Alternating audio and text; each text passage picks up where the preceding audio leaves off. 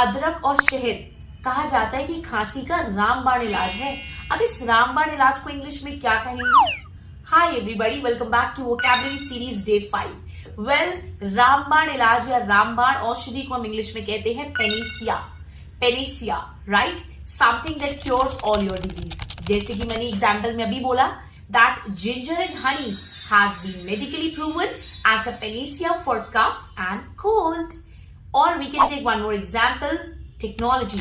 Technology is not a panacea for all your problems. आपकी हर समस्या का रामबाण इलाज टेक्नोलॉजी नहीं है। That's how you can use the word panacea. Second word is alacrity. Alacrity का मतलब होता है उत्साह, तत्परता, किसी काम को करने की फुर्ती। इसको हम बोलते हैं alacrity. For an example, the moment my friend invited me for a trip, I accepted that invitation with alacrity. यानी बहुत ही फुर्ती के साथ, बिना 2 बार सोचे बगैर मैंने वो इन्विटेशन एक्सेप्ट कर लिया। इसको हम बोलते हैं alacrity. छोटे बच्चों को आपने देखा होगा ना, उन्हें जब पैसे दो वो कितनी उत्सुकता से उसको ले लेते हैं, बिकॉज दे नो कि अब हम जाकर के चीज खाएंगे, right? So that's what we mean by alacrity, उत्सुकता, फुर्ती। The third vocabulary is cacophony.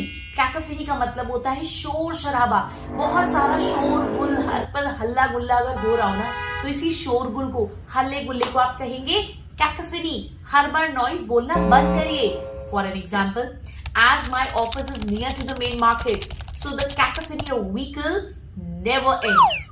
हर वक्त यहाँ व्हीकल्स का शोर शराबा रहता ही रहता है। Now you drop an example by using cacophony. Well, the fourth vocab is umbrage. Umbrage का मतलब होता है बहुत ज्यादा सैड, बहुत ज्यादा डिसहार्टेंड फील करना, क्योंकि किसी ने आपके साथ बहुत ही रूडली बिहेव किया है। So that's what we mean by umbrage. For an example, she felt outraged as she wasn't invited to the wedding. यानी उसको बहुत ही ज्यादा डिसअपॉइंटेड फील हुआ, बहुत ही अपसेट फील हुआ, क्योंकि उसे शादी में इन्वाइट ही नहीं किया गया था। तो अगर कोई आपको भी ऐसे इन्वाइट ना करे बट सबको करे, तो आपको भी बुरा फील होगा, राइट? सो इसी बुरी फीलिंग को, इसी बुरा लगने को हम बोलते हैं umbrage, right? And it's a noun. जितनी भी फीलिंग्स होती है ना, ये सब हमारी क्या होती है? नाउन।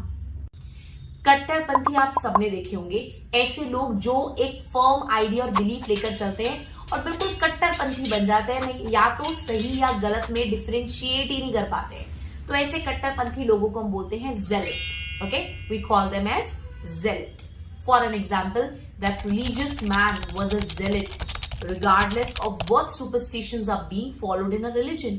यानी वो जो धार्मिक व्यक्ति तुम्हें दिख रहा है ना, वो बिल्कुल कट्टरपंथी है। उसे कोई फर्क नहीं पड़ता क्या अंधविश्वास चल रहा है, धर्म के नाम पे क्या नहीं चल रहा है,